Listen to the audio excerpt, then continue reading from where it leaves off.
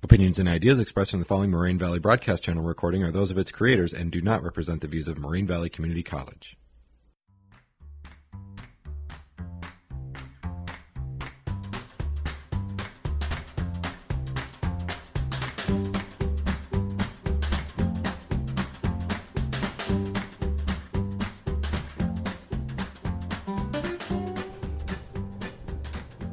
Hello everyone, this is episode 13 of This Made Me Laugh.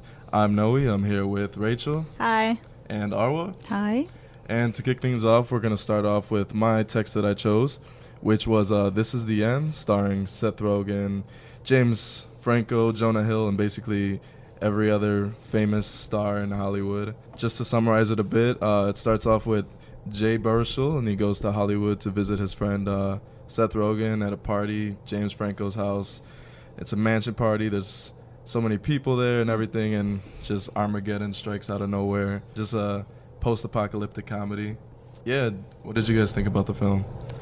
I liked it because Seth Rogen and James Franco. They always write scripts for themselves to have fun, and I just thought they're so outrageous in what they do, and they're so over the top, and no matter what film they're doing is like extremes, like demons coming out of the ground and people getting possessed, and they poke fun at films like The Exorcist, when Jonah Hill is projectile vomiting all over the place. Yeah. Like, they poke fun at those movies, and I'm a huge horror movie buff, so I like seeing that kind of stuff too. What did you think about it, Arwa? For me as a mom, I couldn't watch it at home with my kids, so I took the laptop to my bedroom and I started watching it. The language wasn't appropriate. It's not childhood friendly. Yes, yeah, I noticed that, and but I loved some scenes.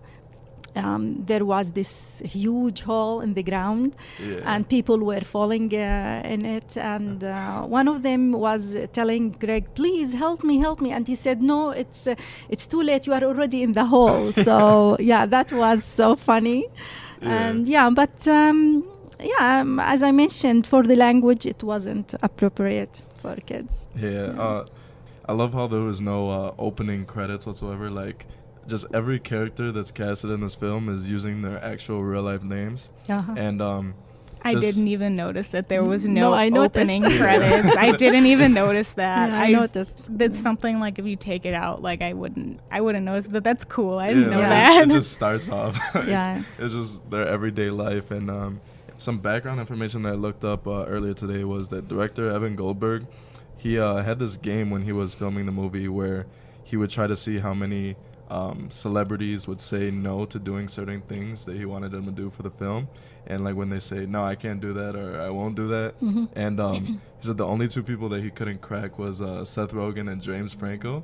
So I think that's why they're like the main focus of the whole movie, because they're literally down to do anything, whatever it takes to make somebody laugh. But that's Seth Rogen and James Franco. When they write for themselves, when they write to have fun. They are outrageous comedians to begin with, so they're super, like, will do anything to make people laugh. Whereas if you take people like Rihanna or even like Michael Cera or something, like, they're so like focused on their image, maybe, where they can't do certain things because, like, what would the media say about it? Where Seth Rogen and James Franco are just like, what will they think about them? Yeah, because it's like Seth and James are just like, well, that doesn't matter because that is our reputation. Yeah, right. And it's just like all the no's that shouldn't be in movies whatsoever, like these things that you would expect to see like on social media or something that wouldn't be in a movie theater. Like, for example, when Jay's at the party and he's just casually trying to use the bathroom and he walks in on Michael Cera getting like orally destroyed by two females. And he just stops in the middle of it to offer them like a Capri Sun and sip time. Sip time. It's this adult humor that shouldn't be in a film whatsoever, but it just works for this case, especially the scenario of how it goes from just an ordinary party to the world ending. And but overall, Did you guys enjoy the film? I did. I thought it Yeah. was super hilarious. Yeah, I always liked James Franco and Seth Rogen. And just to go on to the next film, your text that you chose, Rachel? I chose the stand-up comedy Love is Evil, performed by Christopher Titus. This particular special is about his divorce and the craziness of the divorce that engulfed his life. And when I first saw this was like the first time I realized like my parents were going to get a divorce. So like I related to a lot of the comedy because like he makes jokes like the joke about the kids with the like dropping them off at the significant other's house. Yeah. Go go go go go Yeah, go like go. it's an army Like mission. that's how it is when you're in a bad divorce. Yeah. Like you really do, like that's how it is. Like you just send the kids out and the Yeah. kids come home Just and not you on don't good there's terms. no In a interaction. specific time, or Yeah. there is some Yeah, punishment. and I dealt a lot with that, and I understood that. Yeah. But and actually a lot of his comedy is about the dysfunctionality of his life, and like what makes it so funny is because his stories are so outrageous, but they're true, and you can relate to them in some way, shape, or form. Like he's not like a household name like you think stand-up comedians. You think I've never heard of him. You yeah, think me Kevin- too. yeah, you I think- have to search about him. Yeah, I you did some think research. like Kevin Hart, Cat Williams, Jim Yeah. Gaffigan, Gabriel Louis- Iglesias, big names. Yeah, you think about big names. He's not a household name, but he actually had a sitcom back in 2000 to 2002 that he based off of his first stand-up that's called Norman Rockwell is Bleeding, and he actually got censored by Fox and taken down, but it was like a really good they said it was like an award-winning sitcom. Yeah. But it was about his dysfunctional life with his mom and his dad, his manic depressive schizophrenic mom who ended up killing her most recent ex-husband, and his dad who was just nutso to begin Yeah. with. Like It's just there's so much. you to say can about it. make Yeah. comedy about tragedy. That's how you get through it. But what did you guys think of it? Arwa, what'd you think about it? Well, I love the show, Yeah. and he did make me laugh.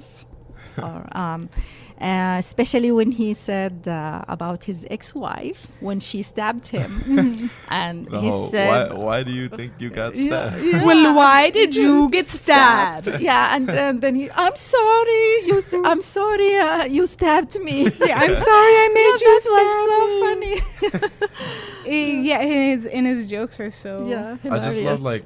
like it's just dark humor and like everything about it. Like obviously like divorce isn't easy and all this stuff, and he just takes these dark times in his life. For example, like when he's talking about how he wanted to commit suicide, and he's just taking these dark times and turning it into jokes as kind of like a way to cope with it. I feel like Yeah, and it like his body language is a lot of where his jokes make the punchline. Yeah. So I was excited that you guys could find it Yeah, I with really the enjoyed it, video. yeah. Yeah, I feel love like it.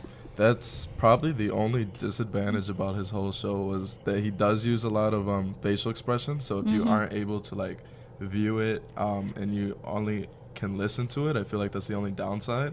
It's because a lot of his jokes, like you said, do rely on his facial expression and how he acts out his face emotions, and everything just comes through his body language. And if you can't see that, I feel like you miss out on a lot of jokes. Yeah, which is sad because he doesn't really he doesn't.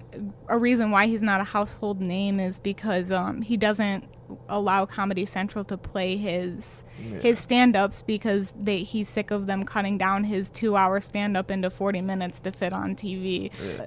This particular special was actually aired on Valentine's Day in 2009, so that was pretty cool too. Of course, it's about divorce and it's about love, and it was aired on Valentine's Day. I just think it was a very prime spot to be. Just the love is evil is being spelled EVOL, Yes, which is yeah. love backwards, and it's the whole idea that love isn't always perfect. Like people always see love to be perfect when sometimes it's always dark, but even in dark times, you can always find light. I feel like that's what he's trying to portray in this. Yeah.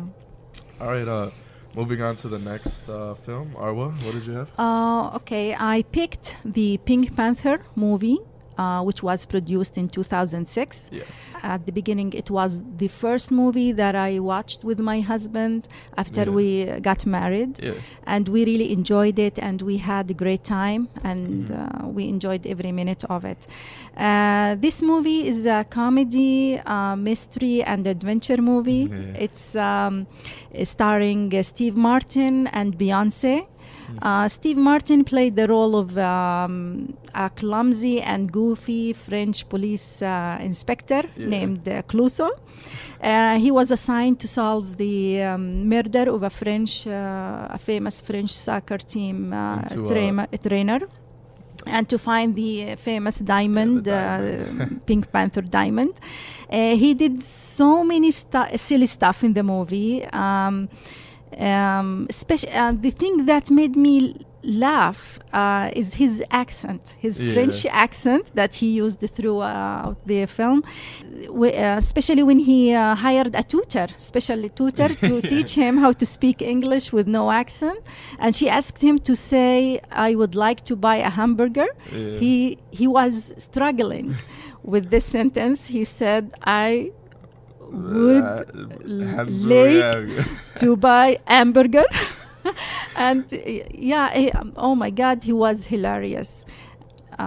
Want to eat a hamburger with his friend. He said, "Oh, this is a disgusting American invention and food." And when he tasted it, you can see from his facial expressions that he enjoyed it. He said, with this joy. And then later he's trying to smuggle him onto the airport. And then they cue like the disco music himself, in the background to make, while they're walking down Times Square, just disco music in the background as they're in love with this American food that they've never had before. Rachel, did you have any likes or dislikes about the film? I really like this film, and I actually think it's very important to comedy because the whole premise of like PG comedy is dying out because it's becoming more R-rated as it's becoming more vulgar. And this was a film for everybody. It had, like, you could take your kids to this movie. It's a family movie. But there was also jokes geared towards adults too, like when he was the middle-aged man's magic pill, and it's obviously Viagra. Like I laughed so hard. And just because like you throw stuff in there and like kids wouldn't get it, but adults do. I feel like that's very, very, very important. Noah, what do you think about it? I think that I very much enjoyed the film. I'm not the biggest fan of Steve Martin, so going into it, I wasn't as excited as I would be for another comedy. But surprisingly, like I've seen it around on TV when I was a child, but I never fully watched the film and understood the story. He appeared in many comedy movies like Cheaper by the Dozen, Father of the Bride, and Three Amigos. He has many comedy movies. And like right off the bat, it starts off with he's trying to discover the murder of Pierre Fouquet, and he's going around door to door just banging on people's homes, just asking them where Pierre Fouquet is at. He walks in on like a baby and then just other people eating, and then the last thing he just walks in on Pierre Fouquet. But can we also talk about the name Pierre Fouquet? Like the whole name is like Fouquet, like really like that's his last name. Like it's so like the undertones of it, because a kid would never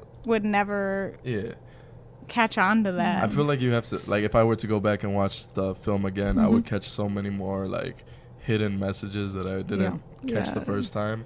But extra information about this movie. The Pink Panther is a series of comedy mystery films, and the series began with the release of the Pink Panther in 1963, and elements and characters from the movie were later adapted to other comedy, to other media like books, comic books, and animated series. So it has a history. All right, well, That's going to wrap it up for this episode of This Made Me Laugh. It has been Noe. Rachel. Arwa. And I hope you guys tune in next time. Thanks for listening. Mm-hmm.